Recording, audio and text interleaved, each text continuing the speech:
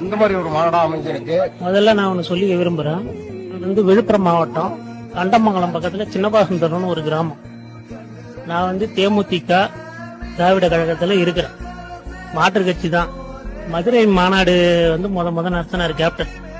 அதே மாதிரி இருக்கும் அப்படின்ற மாதிரி தான் நாங்க வந்தோம். நானும் நண்பரும் வந்தோம். இருந்தாலும் எங்க கேப்டனை வீணாக்கந்தே நீங்க மீடியாக்காரங்க தான். புரியுதுங்களா?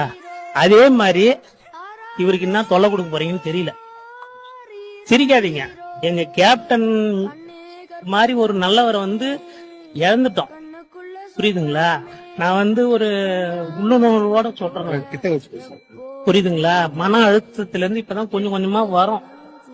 அதே மாதிரி இவருக்கு என்ன நிலைமை, நீங்கன்னா என்ன பண்ண போறீங்கன்னு எங்களுக்கு தெரியல. நீங்க கொஞ்சம் அமைதியா இருந்தீங்கன்னாக்கா எல்லாமே நல்லா இருக்கும். 2026 தேர்தல் காலத்துல பார்க்கலாம். விஜய் அவர்களுக்கு எந்த